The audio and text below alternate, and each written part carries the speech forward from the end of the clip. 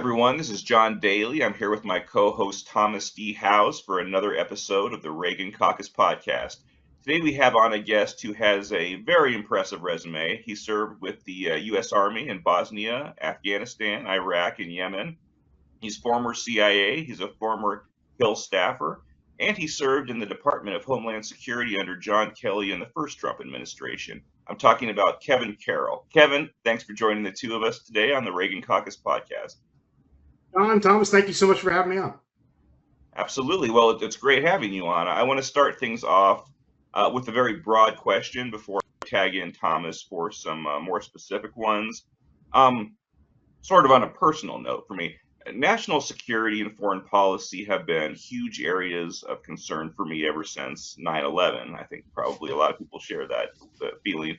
That terrible event is what really drew me into American politics and U.S. policy decisions.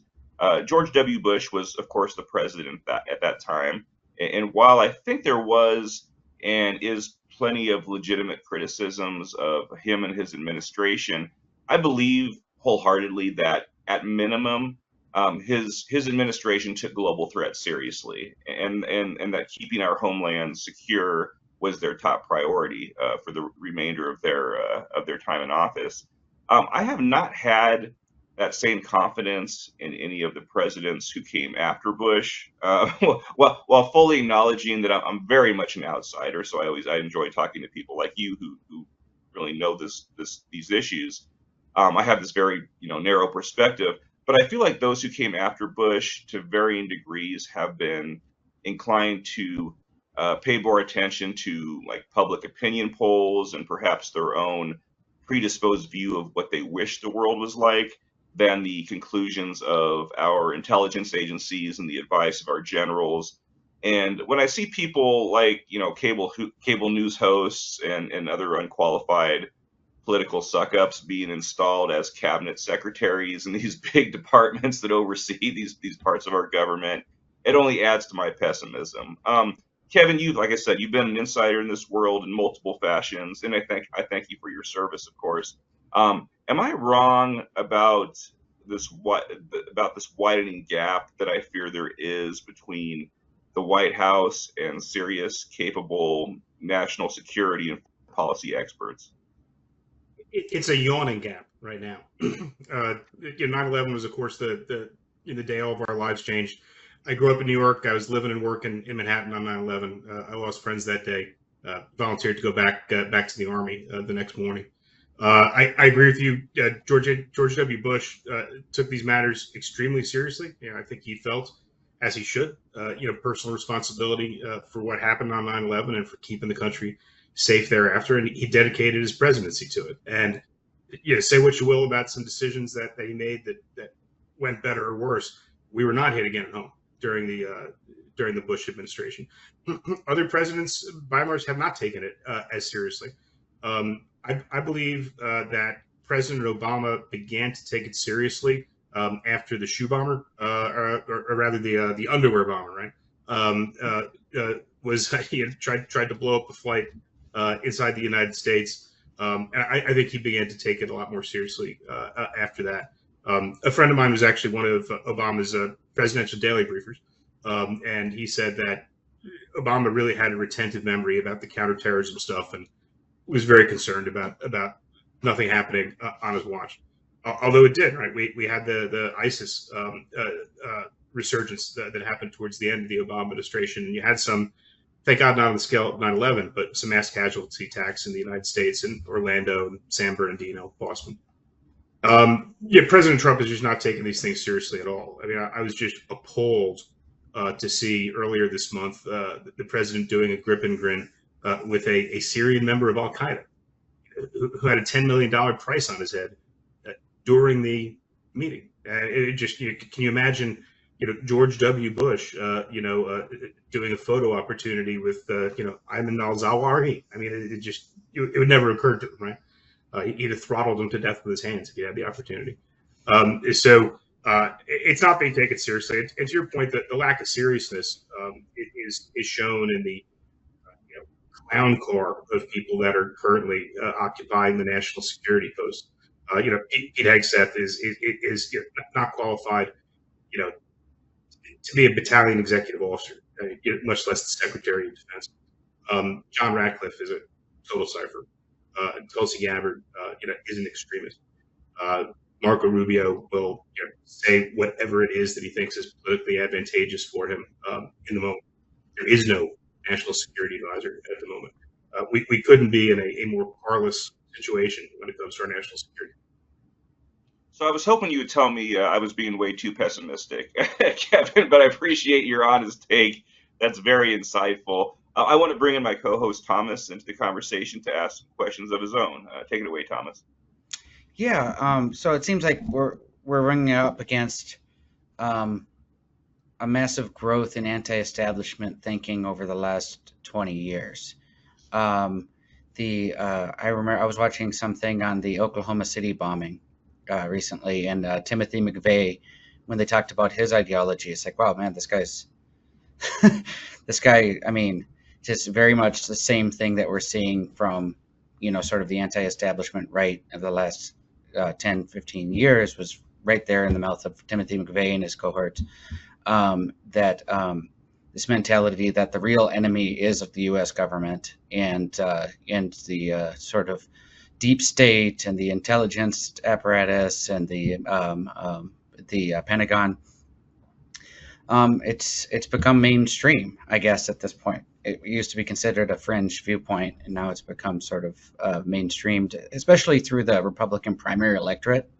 A lot of the people in the general electorate who are voting for Trump aren't really like that. They're just choosing what they see as the lesser of two evils.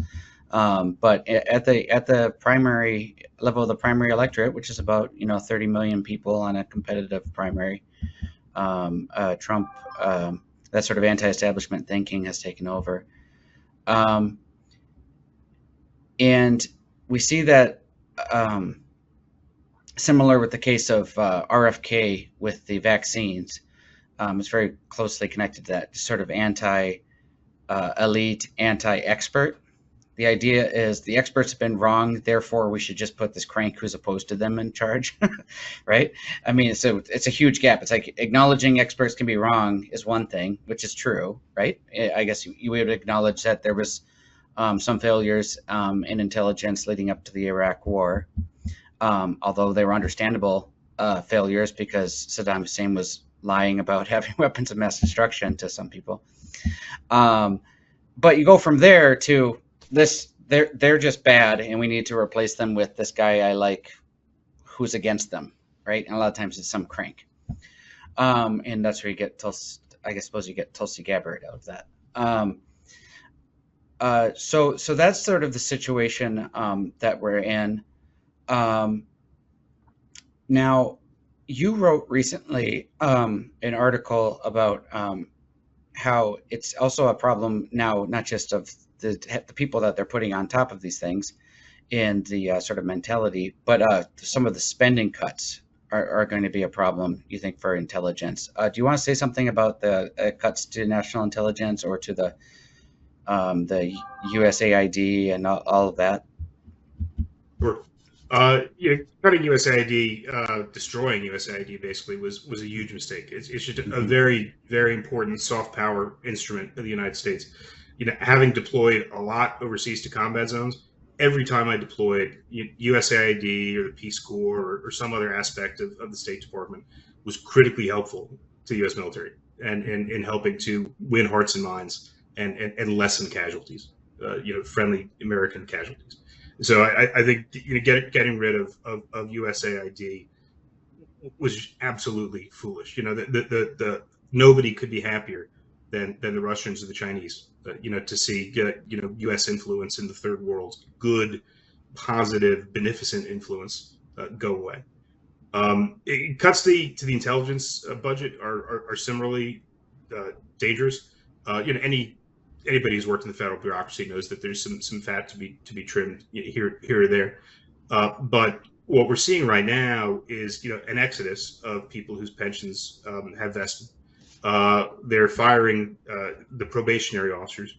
They're firing, and I represent some of these as a lawyer, anybody who's suspected of even tangential involvement with quote unquote DEI.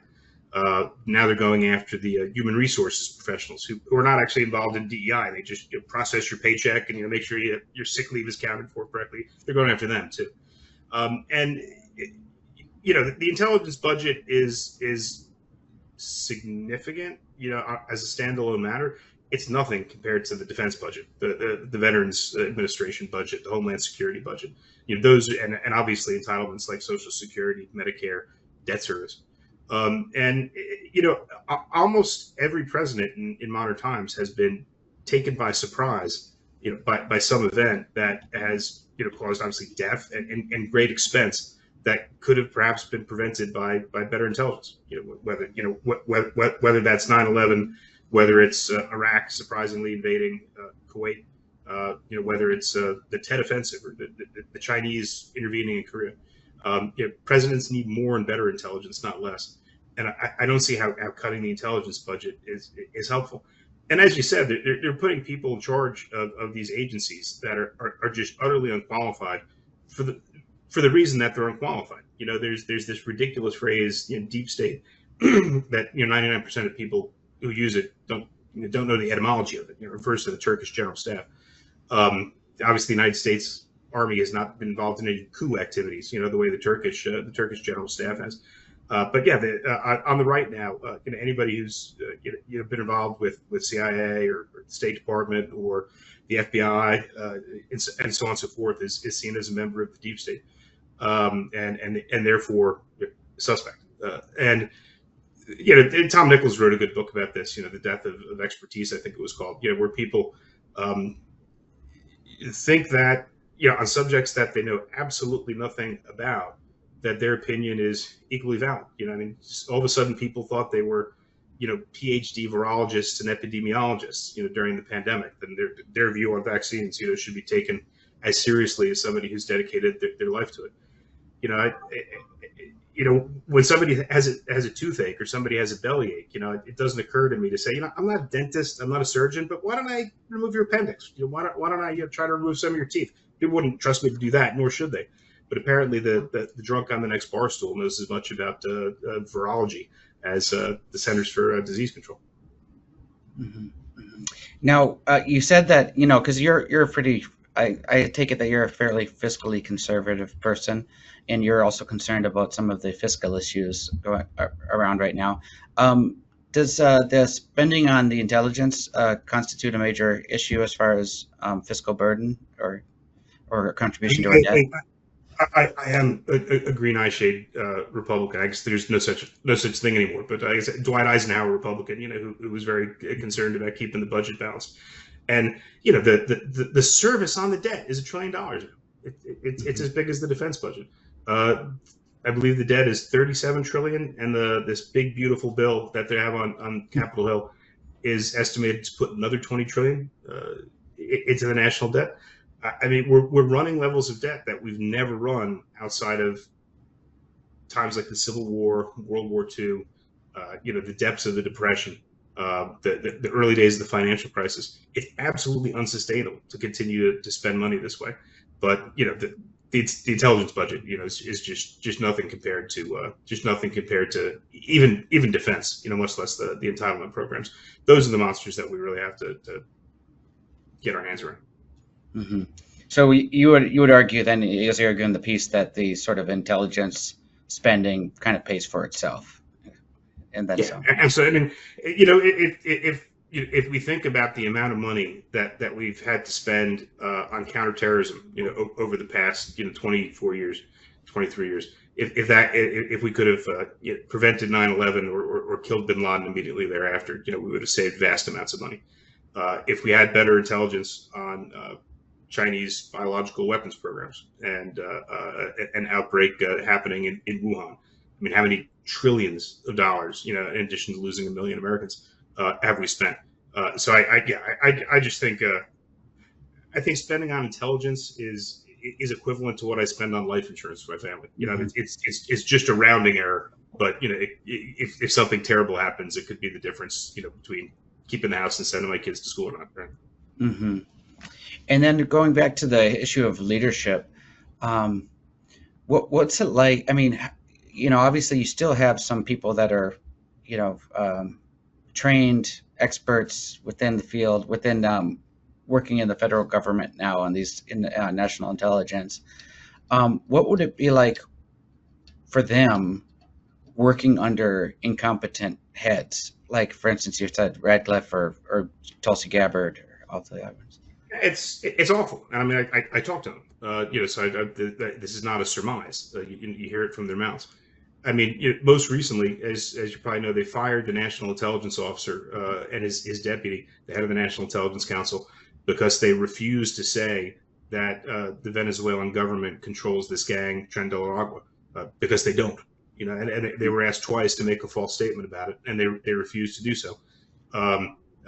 Joe Kent, the chief of staff of the DNI, and the DNI, Tulsi Gabbard, were really eager to put out an intelligence assessment saying that, because it would help the government's position in this legal argument that's going on over whether it's acceptable, whether it's constitutional to invoke the Alien Enemies Act against this gang. And they were just told to lie. I know during the Trump administration that they avoided briefing things about Russia to Trump, for two reasons. One, he would just dissolve into spittle-flecked, foul-mouthed rage if he said anything about negative about Putin, and two, they didn't trust him to protect the sources and methods that were being used. So you're in a situation where you have to be careful about what you say to the president of the United States, because you fear he's a counterintelligence threat, and you know that he has the emotions of an ill-behaved child. So I think it's just got to be terrible working directly for these folks. I mean, when you think about, I used to prepare intelligence materials in the morning for the Director of Intelligence for the Joint Staff to present to the Chairman of the Joint Chiefs of Staff and the Secretary of Defense. And then you think about the materials that go into the President's daily brief, which is a level above that, right? A lot of that stuff is what's called restricted handling or memo dissemination only. It comes from your sources that can easily be discerned just by the nature of the information that they're reporting. And to have to try to manage the customer by what he's emotionally capable of hearing, or what he might blurt out, is just an incredible burden on these people. I mean, at one point during the administration, during the first Trump administration, he took a picture of a top secret satellite photo in the president's daily brief and tweeted it for no reason. Anybody else would go to prison literally go to prison for 10 years for doing that. He told the Russian foreign minister in the Oval Office some extremely sensitive human intelligence that the Israelis had shared with us on a bilateral basis. Not only in the Oval Office to the Russian foreign minister, but in front of TASS, the Russian news service. It's just absolutely inconceivable. But the man can't be trusted with the nation's secrets, as we see by the fact that he stole really significant amounts of classified information, squirreled it away in his restroom, his tacky little mansion down in Florida, and lied to the FBI about having it, moved it around to try to keep the FBI from finding it. And he's on tape, sharing war plans reference Iran with uncleared journalists, including foreigners. It's on the record that he discussed the highly classified capabilities of U.S. submarines with another uncleared foreigner. It's just a complete shit show. Yeah, and he somehow was able to convince a significant amount of the electorate that was lawfare, I guess, for that they were just going after him for political purposes. That was probably, we would say that was probably the most serious of the charges that were against him before the election. Well, I was not a very big fan of the case brought by the Manhattan District Attorney. Mm-hmm. I thought it was you shouldn't have a novel application of a statute for the first time against a former president of the United States. I think, as a matter of prosecutorial discretion, that was a bad idea. Mm-hmm. I thought the civil fraud case brought by the state attorney general was pretty open and shut. You know what I mean? He was saying his house was massively bigger than it was, right? And taking loans on it on that basis. Any of us, would go to probably go to prison for bank fraud, for doing that kind of thing consistently and on a large scale. The secrets, the theft of secrets, was very serious. I think the most serious was January 6th. And I think Jack Smith's, a wonderful prosecutor. I still wonder why they didn't charge that case differently. Why they didn't charge it as attempted murder of the vice president. Why they didn't charge sedition and stuff like that, rather than this somewhat complex fraud theory, part of which fell apart. But again, Jack Smith knows more, has forgotten more about prosecuting than I'll ever know. So I should defer to his judgment. He knows what was said in the grand jury, and I don't. Mm-hmm. Now, so going back to the leadership at the White House, what do you think of the theory that people like Rubio and Walz, who are the more competent people in the White House, are sort of, playing the game in public while trying to limit the damage behind the scenes? What do you think of that theory? Yeah, I think Talleyrand was the French foreign minister under Louis XVI, and then just turned and pivoted and was the French foreign minister under the revolutionary government of France. That's the kind of guy Marco Rubio is. I mean, if you put him on a slow boat back to Havana, he would happily join the Cuban Foreign Service and be saying "Viva la Revolution," from the balcony of the presidential mansion. That's a man that has just no core principles whatsoever. Right? I mean, he's spent the past decade or so of his public life saying perfectly reasonable things about the threats to the United States and the dangers posed by Russia and international terrorist groups and stuff like that. And then in return for getting to be the Secretary of State for probably not very long, he's totally contradicted himself on everything. He'll be replaced by Rick Grenell. Eventually, there'll be some sort of falling out with Trump, and in A Man for All Seasons, St. Thomas More is talking about to somebody about betraying his beliefs, and he goes, you're doing all this just for whales, to get a some sort of aristocratic title and grant to lands in Wales. Marco Rubio's just totally turned on a dime about everything he's ever said, just to sit on the 7th floor in Mahogany Row in the State Department for a year and a half or whatever it's going to turn out to be. Yeah. I think I don't know Mike Walz. I know he had a good combat record, and I respect that.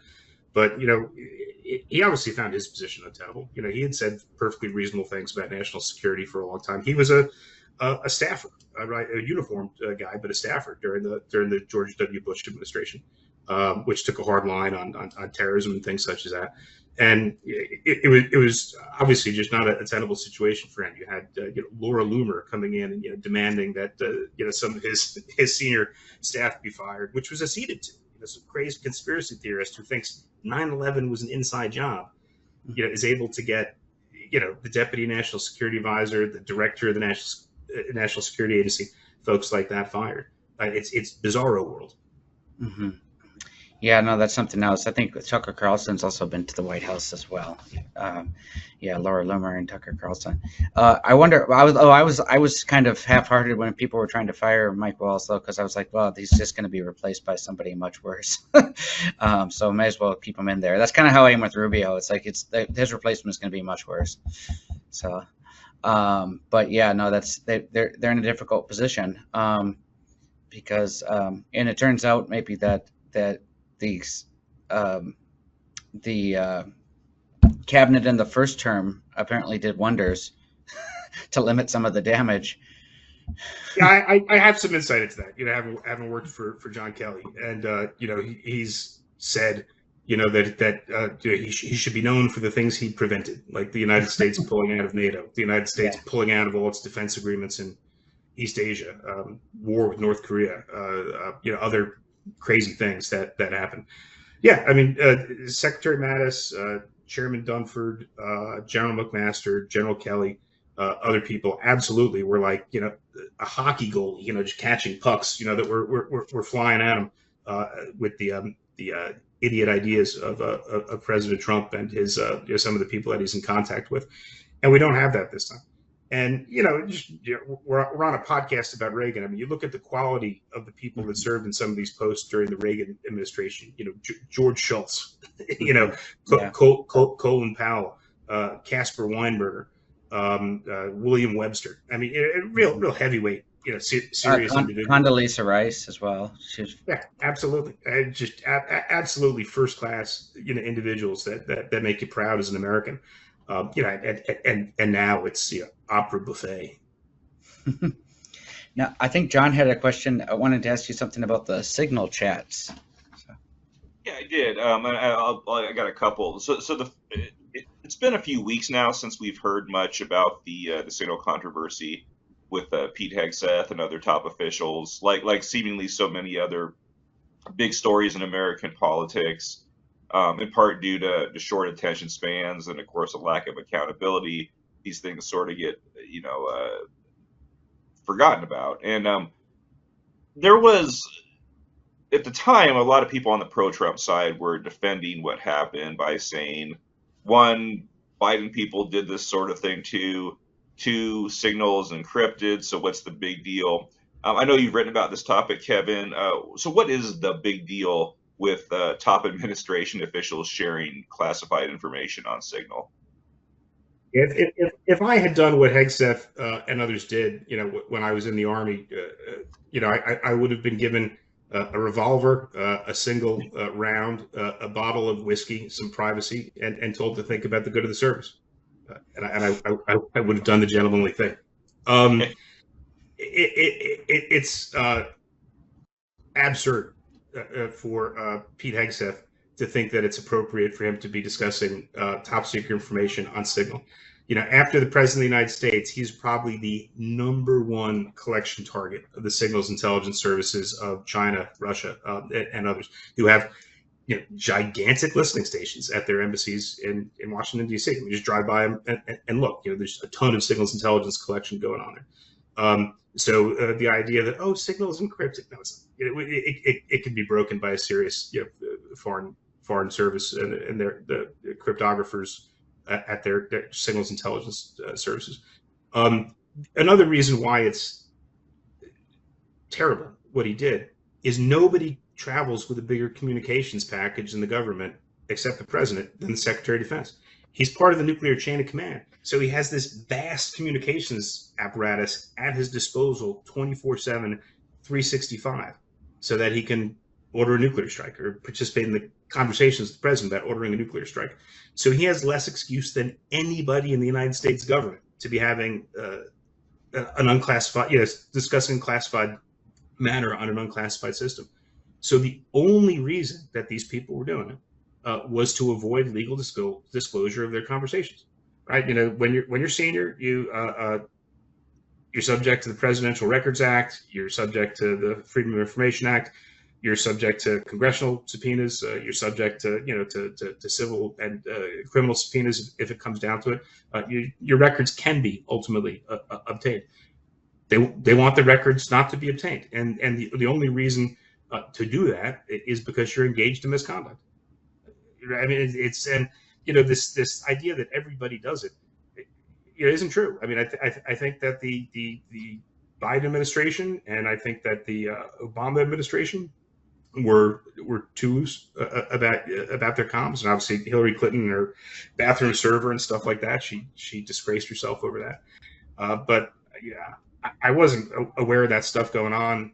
When I was serving in the Army or the CIA, and I wasn't aware of it going on when I was a Capitol Hill staffer, or even when I was a staffer in the first Trump administration. It's just taken things to a new low. Yeah, no, it's wild watching the right, who I think rightly really went after Clinton, with the email stuff, sort of go from, well, she did it, so why can't he do this and get away with it? And you're just like, ah. But I wanted to ask you about retribution too.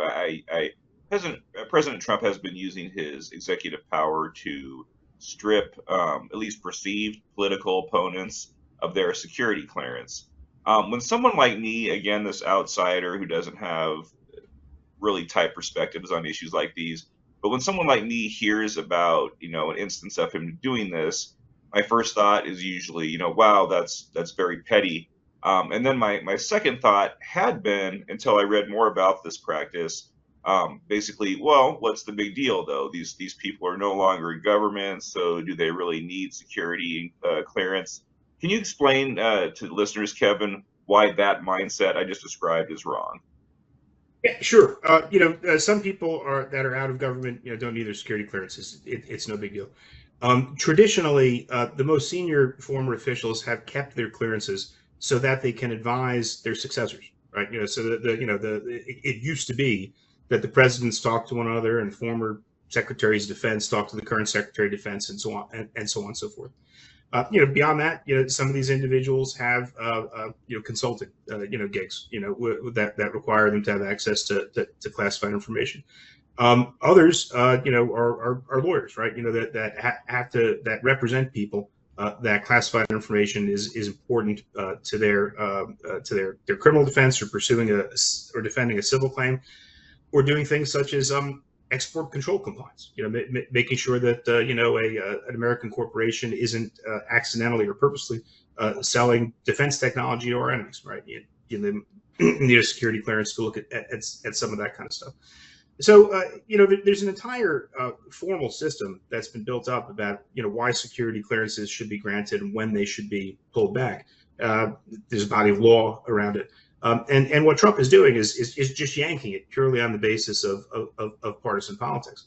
And I think ultimately, and I'm helping out on one of these lawsuits on behalf of a lawyer who's challenging the revocation of his clearance. Ultimately, it's going to be found to be illegal. I mean, the president has great discretion, but he doesn't have unlimited discretion. And the way things are going, you can have a preposterous situation going forward. Where a president's elected and he goes, I'm pulling the clearances of every security clearance holder who's registered to the other political party, or who gave money to the candidate that opposed me in the last election, and we'll just have completely politicized security services and foreign services and military services. So as usual, Trump pushes things too far, and I think that the court's going to slap him down. Yeah, that was the piece I think I was missing originally until, like I said, I read a little bit more about this. But it really, you're messing with people's professions, you're messing with their livelihoods by doing this, and you're intimidating people, saying, you don't want to be on this side of this issue because at some point, you could have that clearance taken away. But that's heartening that it sounds like this stuff is being overturned or will be overturned. And I wanted to ask you one more question before I throw you back to Thomas, maybe for another one.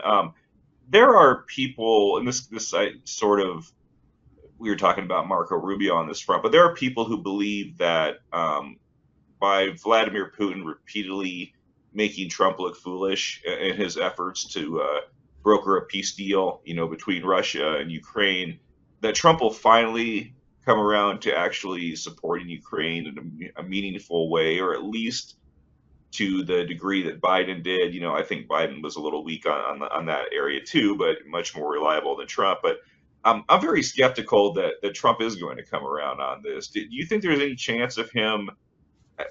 He has this crush. He has this weird, very much almost one-sided relationship with Vladimir Putin that a lot of people have never understood. Sort of an admiration of the strongman, quality, I guess, of Putin.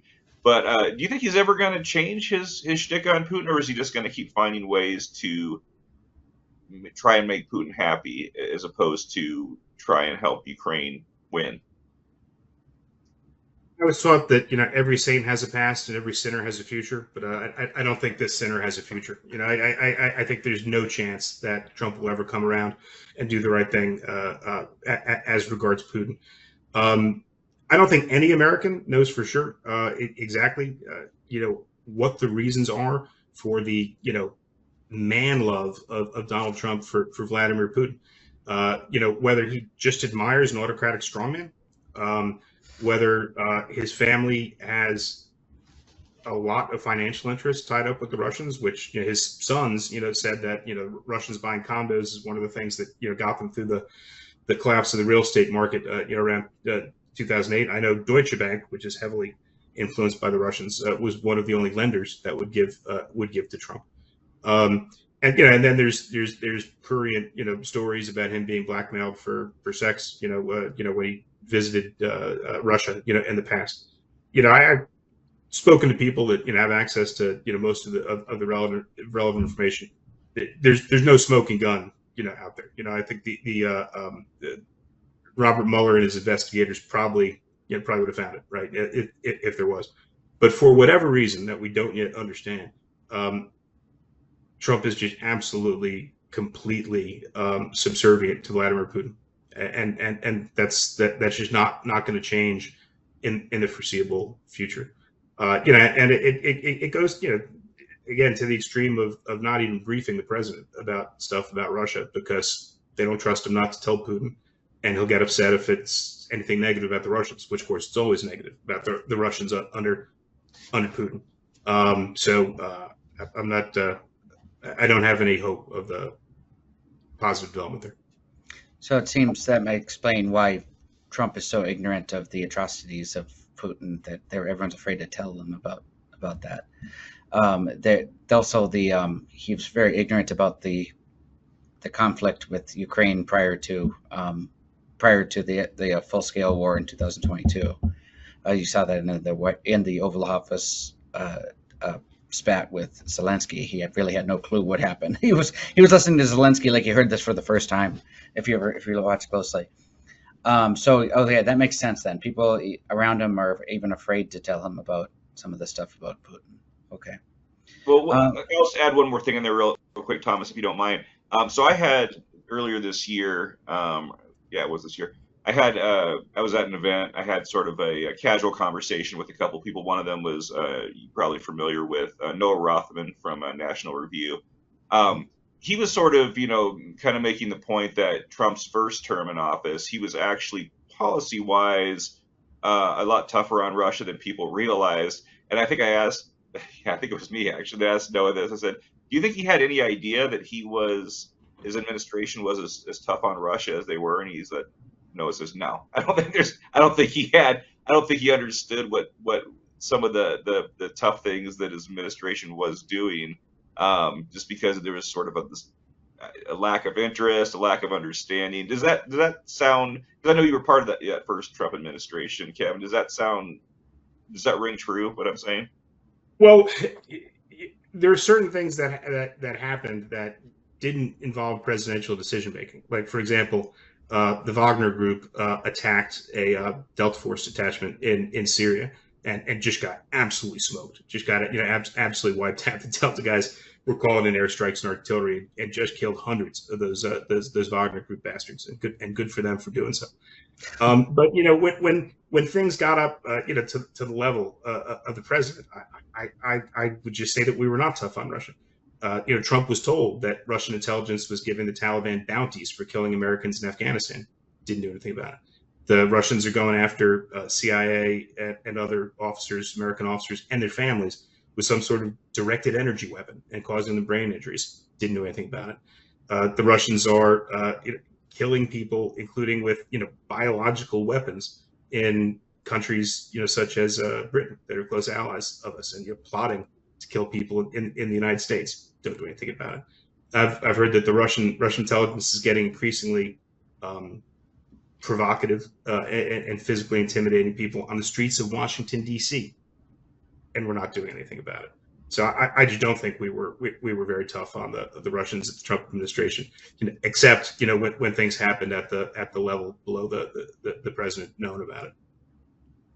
All right. Well, that's very insightful. Go ahead, Thomas. I'll throw it back to you. Oh yeah, no, this is good. I'm glad we're kind of transitioned neatly into these issues of foreign affairs. I guess we had a podcast with Cliff about Ukraine, so maybe you should shift to talk a little bit about Iran and Israel, since that's another big topic. What are your you know a lot about intelligence and the current state. How close is Iran to having nuclear weapons? You need a PhD in physics to really understand it. I know guys that have worked really carefully on the Iran nuclear proliferation issue, going out and collecting the information, encouraging Iranian nuclear scientists to defect to the United States. And eventually the intelligence gets to such a granular and technical level of detail that you have to ask the physicists, about like exactly, how close they are. My layman's understanding is that they have been, on the edge of the ability to develop a nuclear weapon for some time, and that they've held back from doing it for fear of Israel or the United States striking them. Trump was all over the map with Iran when I was in the administration. They let the Iranians shoot down a U.S. drone, like one of the really big ones, like a global hawk. It's worth like, I don't know, $250 million. And we didn't do anything about it. We launched an airstrike to take out the air defense unit that did it, and Trump called the airstrike back in midair. Strange behavior. On the other hand, they did kill Soleimani, and I give them full credit for that. And the Iranians have had hit teams in the United States since then, doing pre-operational surveillance on assassinating senior Americans. And Trump pulls the security from some of these guys, like John Bolton and Mike Pompeo, who are the targets of the assassins. And he talks about reaching some grand deal with the mullahs. It's a real problem. I heard Secretary Gates say the other day, and I think this is true on the basis of the classified record, that at this point the Iranian nuclear program is dug in so deep that the most we can do with conventional weapons is delay them getting a bomb for a year or two. And we'd have to repeat the process again and again, which if we have to do that, we have to do that. But, there was a real opportunity, I'd say around 2008, 2007, 2008, to act militarily to take out the Iranian nuclear program. It wasn't taken for some understandable reasons. We were very, very bogged down in Iraq at the time. Wasn't really domestic political support to open up another theater. But since then, the Iranians have been literally digging deeper and deeper and deeper and deeper in these nuclear facilities, to the point where, I don't even understand tactically how the Israelis are going to do it with just fighter planes and commandos. They're great, and I wish them luck and success if they try it. I think you need heavy bombers like B-1s, B-2s, B-52s, bunker busters to have a shot at doing anything at all without nukes. The Israeli plan may be to use nukes. I mean, I wouldn't discount that as being the possibility. And I don't blame them. Some of the senior Iranian leaders are just so genocidally anti-Semitic that allowing them to have a nuclear weapon is an unacceptable risk if you're Prime Minister of Israel, which is the size of New Jersey, and could be wiped out with a couple of nukes. I don't blame the Israelis for doing whatever they need to do to protect themselves there. So you're saying that if the U.S. stepped in to do something, to intervene to slow down the nuclear program in Iran, we could actually prevent Israel from using nukes by doing so. Yeah. I mean, I that's precisely what I think. We could get it done, I think, with heavy bombers, which the Israelis lack, and bunker busters, which we refuse to sell them. Whereas I think the Israelis might have to use tactical nukes. Now, probably more about this as well. I've heard things in the news about there's sort of there's a nascent social revolution in Iran. The regime could change in the next few years, maybe. Is that true? Could it change in the next few years? I think we've been reading that, ever since 1979. That they're on the verge of collapsing because of popular discontent. Mm-hmm. I'm not an Iran expert, and I've done some Iranian work. There are people who are real Iran experts. Something that stood out to me from when I was in government was in 2009, when you did have a lot of Iranian students and so forth coming into the streets.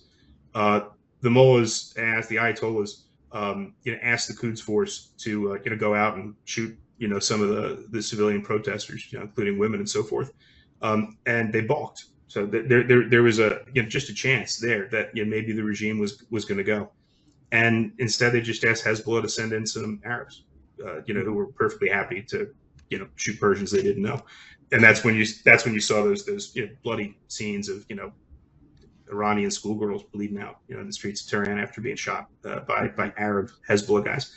So, I think that, they've got a highly capable intelligence and security service over there. They are very willing to use violence. And while I'd love to see a democratic Iran, I'd love to see us be allies with Iran, the way we were until 1979. I love Iranian Americans that I know. Mm-hmm. I would love to see us be friendly with them. I don't see that regime changing anytime soon. Mm-hmm. But even being able, if with targeted military strikes, being able to delay their acquisition of nuclear capabilities could be very valuable to give us time to kick the can down. Yeah. And, I've talked to like Iranian Americans whose opinions I really respect, very patriotic Iranian Americans who don't like that regime at all. Mm-hmm. And something they've always reminded me is that the Iranians are a nationalistic people. Like, they're very proud of Persian culture, which goes back for thousands of years.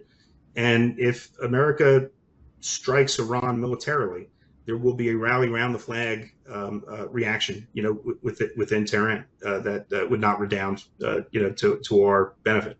Mm. So I think it's not a yes and it's an either or.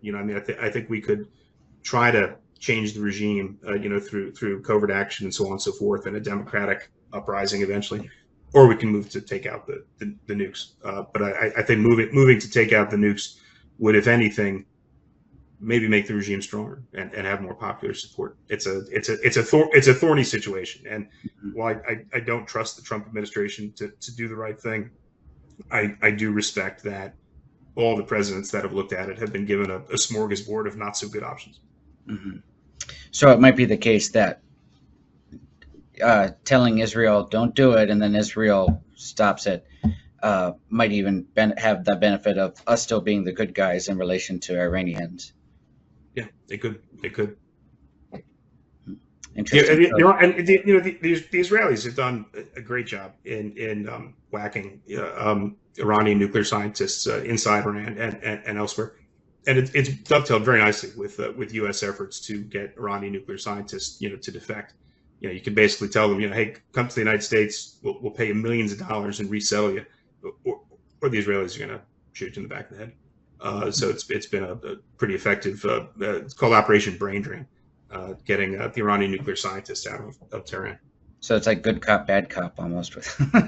Yeah, and I'm not saying anything I'm not supposed to. They want the word on the street that, yeah, if you're an Iranian nuclear scientist, we're very welcome to talk to you. Very welcome to resell you in the U.S. Yeah. No, that's great. Okay, no, that's very interesting. So, what are your thoughts on then? Since you've given us a little bit more of the complexity of the situation, what are your thoughts then on with Trump and Witkoff and all this handling of Iran and these other states in that area? I think Witkoff, buying distressed properties from poor people in Harlem and gentrifying them was, equivalent preparation to become a senior diplomat, such that's similar to what Henry Kissinger had, or Dean Acheson or John Foster Dulles. I mean, what a joke! And he's just this schlubby condo salesman, who's as his first experience on the diplomatic circuit is going up against serious dudes like Sergei Lavrov, and stuff like that, and he's just getting schooled by him. I mean, just looks like a fool. He's using the Russian translator, in the meetings with the Russians. He can't remember the names of the Ukrainian, provinces and oblasts that he's supposed to be negotiating over. It'd be like putting me into an NBA game as like a short, chubby 52-year-old white guy. It would not be good. Well, John, do you have any other questions on this? No, this is great. I've gotten so much from this episode. We had these list of questions, and you just kind of took them all on there, Kevin, and answered them for completely. So yeah, this is great. I know listeners will get a lot out of this episode as well. Did you want to add anything, Thomas, before we wrap things up? I guess one last thing. We talked about with Cliff. We talked about Ukraine, and we talked about India, Pakistan, and now we talked about Iran. Just so people know, Thomas is talking about Clifford Smith, who was a previous guest on the show. Yes. So we talked to him about those things: India, Pakistan. What about What's your assessment of the situation that with Taiwan then? And now I would like to hear your thoughts on that. Yeah, so I think about this a lot. I no longer have access to classified, so I don't know exactly what's going on. I know that in the past, all the intelligence assessments read or concluded the Chinese are not yet ready to go because they don't have amphibious landing ships. The Chinese now have amphibious landing ships, which I think was the last thing that they really needed to do the ship to shore of getting tanks, artillery, and stuff like that on the beach.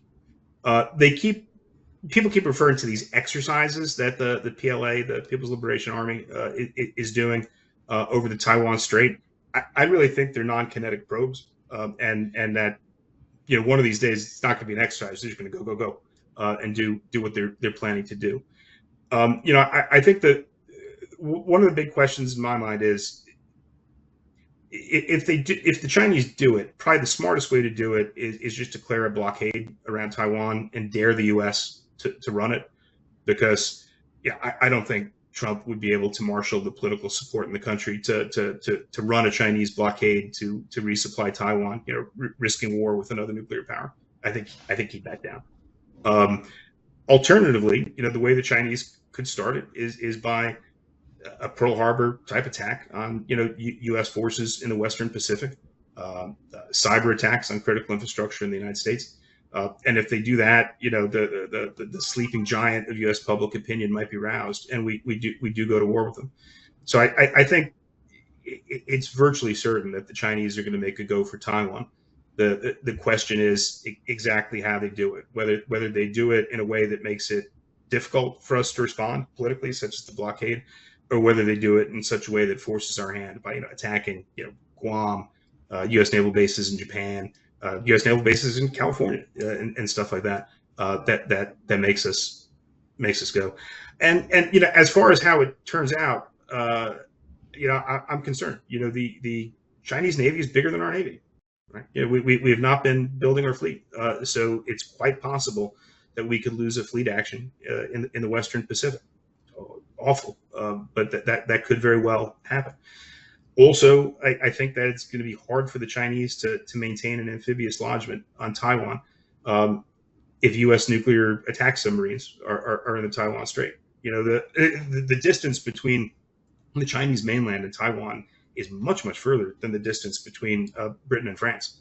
And we didn't try the Normandy invasion until we had just complete air supremacy and complete sea control, because look at how close run of a thing D-Day was. Can you imagine if the Germans were also blowing up, U.S. ships and doing airstrikes like on the beachhead? So I think that if we have U.S. nuclear attack subs operating the Strait, and if we have U.S. bombers operating outside sort of the range fan of Chinese surface-to-air missiles and launching anti-ship missiles from a stand-back position, maybe we can win. Maybe we can win the thing, but it's coming soon, and we're not ready for it. Certainly the American public isn't being prepared. In naval combat, men die quickly and in large numbers. I think the Battle of the Jutland took a couple days in 1916, and killed about 9,000 men. So we're just not prepared for the kind of losses that I think are going to happen when the Chinese go for Taiwan if we decide to contest it. What if you were in the White House? What would your advice be to handling Taiwan right now, as sort of preventative measures or preparatory measures? We need to move really fast on restocking our precision-guided munitions. Some unsexy stuff like spare parts and other things like that. We need to disperse and harden all of our air and naval assets throughout the Western Pacific. We need to be building submarines. I mean, yes, attack submarines are going to be the critical platform to win in this thing. And again, long-range bombers with precision-guided anti-ship missiles. I'd be trying to build those things as quickly as possible. The cyber threat is extreme. And the amount of digital reconnaissance that we see the Chinese doing on critical infrastructure in the United States is stunning. And it's really past the point, I think, where we can defend our critical infrastructure. It's a matter of whether our cyber attack capabilities are sufficient to deter the Chinese from using theirs. So I know we've shut down cyber operations planning against the Russians, which was a terrible idea. I'd redouble it, against the Chinese. And if they turn our lights off, we can turn their lights off, and maybe then they'll stand back and not do it. But as it stands, I strongly support Ukraine. I strongly support Israel, and we should be giving them all the ammunition that they need. We just don't have sufficient stocks of the kind of munitions that are needed to win that fight. We also don't have the ship repair facilities. It's not only that our fleet is too damn small, which it is, but we've totally let atrophy our ability to do repairs to ships that take combat damage. So that would involve changing some U.S. laws as far as like whether you can allow a U.S. Navy ship to get repaired in a South Korean yard and stuff like that and everything. But I'd really, the old phrase is, amateurs talk about strategy, professionals talk about logistics. I'd be taking a hard look at the logistics of whether or not we're ready for high intensity air and naval combat against China, because I don't think we are. I think if it happens tomorrow, we're Winchester. We're out of ammunition in a couple weeks. And I suppose also the prep is also a deterrent, because if you get better prepared, then China would decide it's not worth it. Exactly. Macro. If I wanted to deter the Chinese, I would start just building the U.S. fleet, and start cutting our debt and deficit so we don't have to keep borrowing trillions of dollars from them. Those two big macro things would make the Chinese take us more seriously. Also, another thing that would unsettle them would be speaking out about freedom and democracy the way Reagan did, in ways that really undermined the Soviet Union. The Communist Chinese Party is a brutal, sadistic, horrible organization, that just does great evil to the billion people under their control. When's the last time you've heard a U.S. president speak out about freedom and democracy and human rights? The Chinese shouldn't be putting Muslims into concentration camps. They shouldn't be suppressing the Tibetans. They shouldn't be repressing Christian churches. There shouldn't be a one-child policy with enforced abortion. Like why American leaders aren't willing to stand up and, like Reagan, so eloquently criticized the Soviets. We should be criticizing the Chinese every chance we get. Mm-hmm. And I suppose, would you agree then with those who say that, being supportive of Ukraine actually helps us in Taiwan because it signals that we're willing to do it? Oh yeah, 100%. I mean, Okay. if we let Ukraine get defeated, it'll just advance the date at which the Chinese go for Taiwan.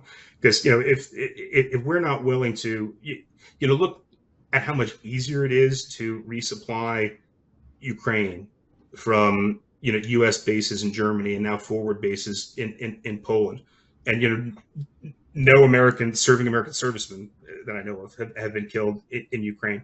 If we don't have the political will to continue to do that, how do you think the Chinese are going to assess our ability to maintain a sea lane of communications across 10,000 miles from California to Taiwan, at the risk of losing 6,000 sailors in a U.S. aircraft carrier on any given day?